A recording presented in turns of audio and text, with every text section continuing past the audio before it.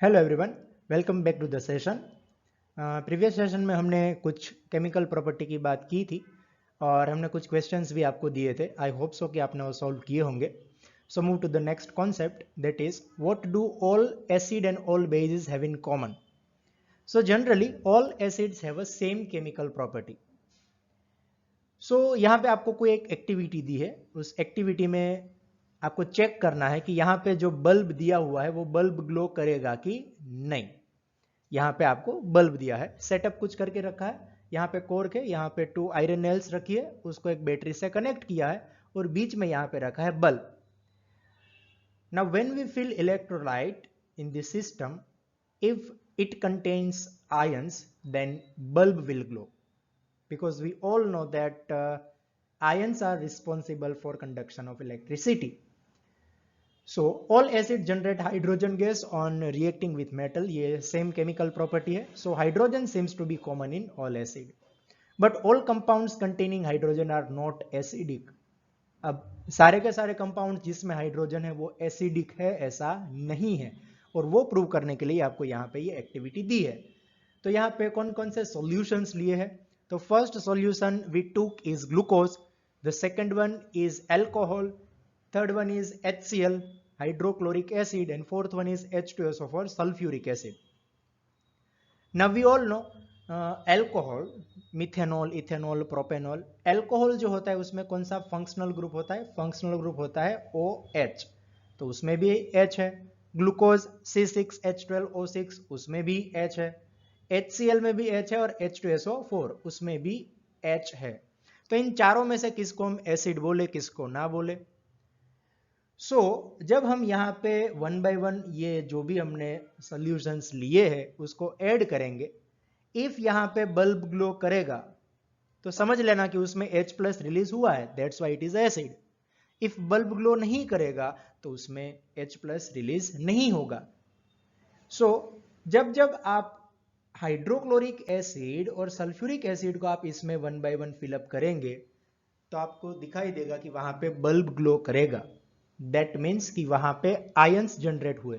If ions generate होंगे तो वहां पे बल्ब ग्लो करेगा। यहां पे लिखा है pour some dilute HCl in the beaker and switch on the current, repeat with dilute sulfuric acid. In both case bulb will glow. It means there is an electric current through the acidic solutions by ions. So electricity का conduction होना, उसके लिए requirement क्या चाहिए? Ions.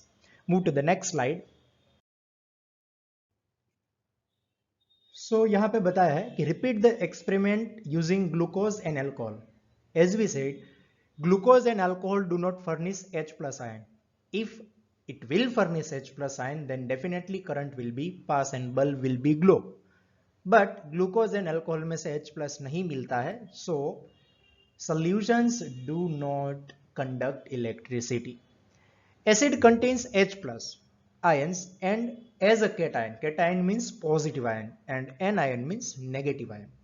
So if there is HNO3, nitric acid, so cation is H plus and anion, that means negative ion is NO3 minus 1, that is nitrate ion.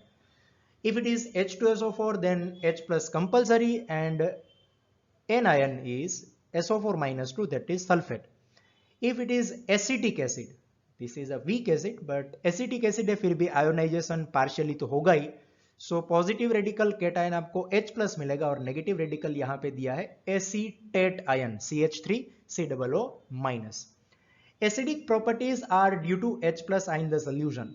अगर हमको पूछे कि भाई कौन सी प्रॉपर्टी है एसिडिक प्रॉपर्टी, किसकी वजह से है, so that is responsible for H plus. Definitely वो H प्लस जो होता है वो भी नेक्स्ट स्लाइड में आएगा ही। H प्लस जो होगा वो हाईली अनस्टेबल है, तो वो अकेला रहता नहीं है, तो वो अनदर वाटर मॉलिक्यूल के साथ वो ऐड हो जाएगा और बनेगा H3O plus. It is called hydronium ion. So आप H प्लस बोलो तो भी ठीक है, H3O प्लस तो भी ठीक है, क्योंकि H प्लस वाटर मॉलिक्यूल के साथ अटैच होकर क्या बनाएगा? Hydronium ion. Repeat the same activity using alkalis. Now, what is alkali, students? Just remember, what is alkalis? Alkali means that base which is water soluble, and water उसके oxide जो है वो water soluble है, that is known as alkalis such as sodium hydroxide, calcium hydroxide, etc., NaOH and KOH, potassium hydroxide, conduct electricity as they are broken down into ions when dissolved in water. अब कौन सा ion है उससे कोई फर्क नहीं पड़ता, लेकिन आपके इलेक्ट्रोलाइट में आयंस होने चाहिए इलेक्ट्रिसिटी को कंडक्ट करवाने के लिए. The movement of the ions, sodium ion, potassium ion and hydroxide ion in solution generate electricity. तो स्टूडेंट यहां से एक बात मालूम पड़ी कि इलेक्ट्रिसिटी को कंडक्ट करवाना है तो कौन सी चीज चाहिए, that is ions. Ions present है तो इलेक्ट्रिसिटी कंडक्ट होगी. Move to the next slide.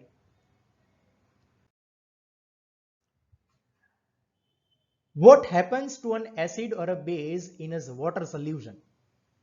तो यहां पे आपको कोई एक्टिविटी दी है, उसमें क्या है देखो, यहां पे सोडियम क्लोराइड लिया है और सोडियम क्लोराइड में हमने क्या ऐड किया है, dropper containing concentrated sulphuric acid. So definitely reaction होने वाली है, किसके बीच में होने वाली है, our salt, common salt NaCl plus reaction होगी H2SO4. अब सिंपल सी रिएक्शन है, यहां से पॉजिटिव Na, यहां से नेगेटिव SO4, तो दोनों के बीच में एक सॉल्ट बनेगा, वो होगा सोडियम सल्फेट Na2SO4 प्लस. अब बचा क्या, तो फर्स्ट कंपाउंड में उसका एन आयन क्लोराइड Cl-1, यहां से Cl-1, और यहां से कौन बचा H प्लस, तो वो दोनों मिलकर बनाते हैं HCl गैस. क्या बनाते हैं, HCl गैस. अब ये हाइड्रोजन क्लोराइड गैस प्रोड्यूस हुआ है, उसी की डिटेक्शन टेस्ट के लिए यहां पे ये एक्टिविटी दी है. देखते हैं क्या किया है. Take 1 gram of sodium chloride in a clean dry test tube as we shown. To this add some concentrated sulfuric acid. Hydrogen chloride gas comes out. यहां पे हमने देखा कि रिएक्शन में कौन सा गैस प्रोड्यूस हो रहा है, तो hydrogen chloride gas comes out to the delivery tube. यहां से जो हाइड्रोजन गैस प्रोड्यूस होगा वो ये डिलीवरी ट्यूब थ्रू यहां से बाहर निकलेगा. In very humid climate pass the HCl gas through a guard tube. यहां पे आपको एक गार्ड ट्यूब दिख रही है, right, that is containing calcium chloride. Please student mark this point, very important for you, कि जब ह्यूमिड एयर है, ह्यूमिड एयर का मतलब होगा वाटर वेपर प्रेजेंट है, तो उस वक्त आपको ये HCl गैस है, वो ये गार्ड ट्यूब है जिसमें कैल्शियम क्लोराइड फिलअप किया है, उसमें से पास करना पड़ेगा. वो क्यों करना पड़ेगा, क्योंकि ये कैल्शियम क्लोराइड है, वो क्या करेगा, वाटर मोलिक्यूल को एब्जॉर्ब करेगा. That is used as a drying agent. तो यहां पे लिखा है through a guard containing drying tube containing calcium chloride to dry this gas. अगर वो ड्राई नहीं होगा तो हाइड्रोजन क्लोराइड गैस में से हाइड्रोक्लोरिक एसिड बन जाएगा. हमें गैस ही रखना है तो आपको ये कैल्शियम क्लोराइड जो है वो ड्राइंग एजेंट रखना पड़ेगा. फिर हम क्या करेंगे कि यहां पे मॉइस्ट पेपर रखेंगे. अभी एसिड है तो कौन से पेपर को चेंज करेगा, acid can change blue litmus paper two red. But यहां पे नोट करने वाली बात यह है कि हाइड्रोजन क्लोराइड गैस जो आया वो ड्राई था. अब एसिड की जो प्रॉपर्टी होती है वो होती है एक्वियस सॉल्यूशन में. तो यहां पे आप जो भी ब्लू लिटमस पेपर लेने वाले हो वो लिटमस पेपर वेट होना चाहिए, मींस मॉइस्ट होना चाहिए. अगर ड्राई लिटमस पेपर हम यहां पे यूज करेंगे तो उस पर कोई इफेक्ट होगा नहीं, क्योंकि वहां पे वाटर मॉलिक्यूल नहीं है, और अगर वाटर मॉलिक्यूल नहीं है तो फिर वहां पे आयोनाइजेशन होगा नहीं. Move to the next slide.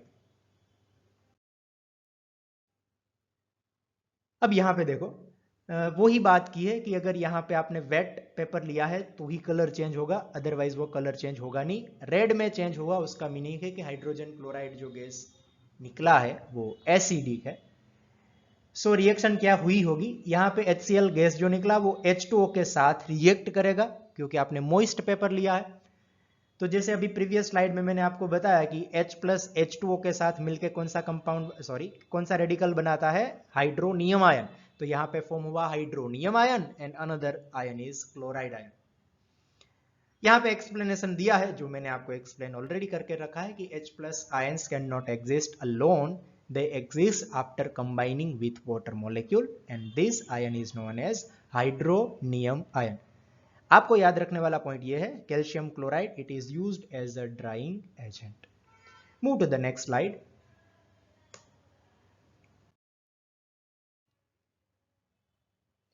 What happens when acid or base in a water solution? Okay, आप सोचो कि एसिड को जब वाटर में ऐड करते हैं या तो कोई बेस को वाटर में ऐड करते हैं तो होता क्या है? जब एसिड और बेस को हम वाटर में ऐड करते हैं तो उसका होता है आयोनाइजेशन। आयोनाइजेशन अगर आपको वर्ड नहीं यूज करना है तो हम बोल सकते हैं डिसोसिएशन। उसका क्या होता है? Dissociation. Basis generate OH minus ion. जैसे अभी हमने पढ़ा कि एसिड होगा तो वो कौन सा आयन रिलीज करेगा? फर्निश करेगा H+। वैसे ही अगर बेस होगा तो कौन सा आयन रिलीज करेगा? OH minus. So we can say H+ is responsible for acid while OH minus is responsible for base. But यहां पे एक पॉइंट आपको नोट करना होगा कि all base do not dissolve in water. सारे के सारे डिजोल्व नहीं होते। जो डिजोल्व होते हैं उसको क्या बोला जाता है? एल्कलीज। अभी हमने प्रीवियस स्लाइड में वो बात की। सो NaOH, KOH, MgOH twice, NH4OH, right. जो वाटर सोल्यूबल है वो आपके लिए एल्कली है, जो वाटर सोल्यूबल नहीं है उसको हम नॉर्मल बेस बोलेंगे। So what happens when we add sodium hydroxide in water? So in the first reaction we can see NaOH in H2O, it will dissociate or ionize into Na plus, that is your cation, and OH minus, that is your anion. If instead of NaOH we took KOH, then it will be ionized into K plus, potassium ion and hydroxide ion, and MgOH twice, then it is Mg plus 2 and 2OH minus. Alkali की यहाँ पे एक property दी है physical कि alkalis are soapy, bitter and corrosive, never touch और taste them. जैसे ही एसिड कोरोसिव होते हैं वैसे ही एल्कलीज भी कोरोसिव होती है। तो कभी भी लैब में एसिड हो, बेस हो, कोई भी कंपाउंड है उसको आपको ना तो टच करना है ना तो टेस्ट करना है। Move to the next slide. So now the next topic is neutralisation reaction. Already हमने कुछ बात करके ही रखी है। न्यूट्रलाइजेशन रिएक्शन किसको बोलते हैं? When acid react with base to form salt and water, respective salt and water is known as neutralisation reaction. So यहाँ पे जनरल इक्वेशंस आपको दिया है कि मानो कि कोई एसिड जो है वो है HX, where X is an ion, कोई नेगेटिव आयन है, एंड आपका जो बेस है यहां पे लिया है MOH। MOH is a general form. M means कोई मेटालिक आयन है और OH that is hydroxide ion. तो रिएक्शन कैसे होता है भाई कि यहाँ पे जो एसिड है उसका N आयन यहां से नेगेटिव, एंड पॉजिटिव का बेस का जो पॉजिटिव कैट आयन है वो H और M दोनों मिलकर बनाएंगे MX, that is your respective salt. और बचा क्या है यहां से? Remaining behind that is hydroxide ion, remaining behind in acid that is H+, वो दोनों मिलकर बनाएंगे H2O। So here we are taking one example. Suppose we took hydrochloric acid and NaOH, तो इन दोनों के बीच में रिएक्शन होके क्या होगा? यहां से क्लोराइड आयन नेगेटिव एंड यहां से पॉजिटिव, तो NaNCl आपका सॉल्ट बना NaCl। बाकी बचा क्या? यहां से OH, यहां से H, तो वो दोनों मिलकर बनाएंगे H2O। तो इस टाइप की रिएक्शन को हम बोलते हैं न्यूट्रलाइजेशन रिएक्शन। इन डेली लाइफ न्यूट्रलाइजेशन रिएक्शन का हम यूज करते हैं जब स्टमक में एक्सेस हाइड्रोक्लोरिक एसिड प्रोड्यूस होता है तो हम मिल्क ऑफ मैग्नीशिया यूज करते हैं उसको न्यूट्रलाइज करने के लिए। तो रेगुलर लाइफ में भी ये आपने कहीं ना कहीं तो देखा ही होगा। So that is neutralisation reaction, acid plus base give salt plus water. Move to the next slide.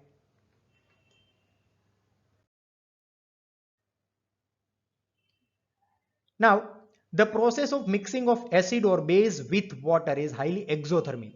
चाहे एसिड आप वाटर में डिसॉल्व करवाओ या फिर बेस करवाओ, वो हाईली एक्सोथर्मिक रिएक्शन ही होता है। Add a few drops of concentrated sulfuric acid to 10 ml of water in a beaker. आपको क्या करना है?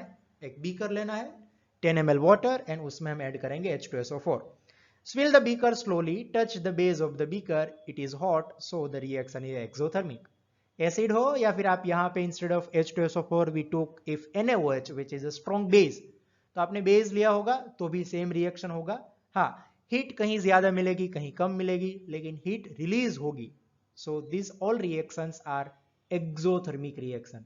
So we can say that dissolution of acid and base is exothermic reaction. Repeat this activity with sodium hydroxide pellets. It is also exothermic reaction. Move to the next slide. Students, अब जो concept है वो आपके लिए important है बहुत ही easy, लेकिन कहीं ना कहीं यहां पे गलती होती है. So now the question is, what is the perfect and correct method to dilute an acid? Mixing of concentrate nitric acid or sulfuric acid with water must be done carefully. Why? Because the reaction is highly exothermic. तो कौन कौन से तरीके होते हैं? तो first यहां पे आप देख सकते हो कि ये तरीका फर्स्ट में क्या किया कि हमने वाटर लिया बीकर में और ऊपर से हम ऐड कर रहे हैं H2SO4 एंड ये ग्लास रोड से कॉन्स्टेंटली हम क्या कर रहे हैं, उसको स्टर कर रहे हैं. ये एक तरीका हुआ. दूसरा तरीका, यहां पे ऑलरेडी हमने पहले से बीकर में रखा है H2SO4 एसिड लिया और ऊपर से हम ऐड कर रहे हैं वाटर. तो यहां पे मना बोला है कि this is not a correct method. तो ये क्यों करेक्ट मेथड नहीं है? तो देखो, वाटर जो हाइड्रोक्लोरिक एसिड और सल्फ्यूरिक एसिड जो होता है वो है वाटर एब्जॉर्बर. वो वाटर मॉलिक्यूल को एब्जॉर्ब करता है.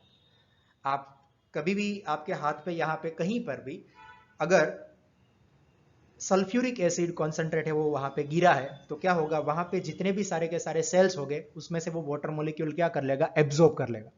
तो वो वाटर एब्जॉर्बर है. तो यहां पे जितना भी आपने एसिड लिया ऊपर से आप वाटर ऐड करेंगे तो वो इजीली जल्दी से वाटर को क्या करेगा, रैपिडली एब्जॉर्ब करेगा और उसी रिएक्शन में हाई एनर्जी रिलीज होगी. सो हाईली एक्सोथर्मिक होगा. तो ये ग्लास का बीकर है, ब्रेक भी हो सकता है, कुछ ना कुछ एसिड स्प्लिट आउट भी हो सकता है, तो वो आपको हार्मफुल कर सकता है आपके स्किन को. तो ये तरीका गलत है. तो फर्स्ट वाला तरीका जो है वो ही हमें फॉलो करना है. क्या करना है, बीकर में पहले लेना है वाटर और ऊपर से हम ऐड करेंगे drop by drop sulphuric acid with constant steering, ताकि जो भी हीट रिलीज हो वो इवनली डिस्ट्रीब्यूट हो सके. So this is the perfect method to dilute an acid. Mixing an acid or base with water result in decrease in the concentration of ions per unit volume. Such a process is called dilution. अब आप देखो, जैसे जैसे आप water का amount add करते जाएंगे तो वॉल्यूम तो इंक्रीज हुआ. वॉल्यूम इंक्रीज होगा तो पर यूनिट वॉल्यूम में जो H3O प्लस अगर एसिड होगा तो वो होगा, बेस है तो OH माइनस, तो उसका जो कंसंट्रेशन होता है वो क्या होता है, डिक्रीज. तो ये पॉइंट नोट करना. With dilution, the concentration of H3O plus and OH minus will be decreased. ये तो सिंपल सी बात है. अगर आपने कोई स्वीट चीज ली है और उसको डाइल्यूट करते ही जाएंगे, लिक्विड फॉर्म में डाइल्यूट करते ही जाएंगे, तो उसका जो स्वीट टेस्ट होगा वो धीरे धीरे क्या होता जाएगा, घटता जाएगा. राइट. तो कंसंट्रेशन यहाँ पे क्या होता है, डाइल्यूशन में डिक्रीज होता है. Move to the next slide. Okay. So students, यहाँ पे टेस्ट योर कॉन्सेप्ट्स. मैंने यहाँ पे कुछ क्वेश्चंस आपके लिए रखे हैं. अगर आपने प्रीवियस जो वीडियोस है और आज का जो वीडियो कंप्लीटली देखा है तो ये क्वेश्चंस आप खुद से सॉल्व करो. वीडियो को पॉज करो, जितना भी याद है वो ये क्वेश्चन सॉल्व करने की ट्राई करो. हम नेक्स्ट लेक्चर में इसी के सॉल्यूशन के साथ हम कंटिन्यू करेंगे. Have a nice day. Thank you.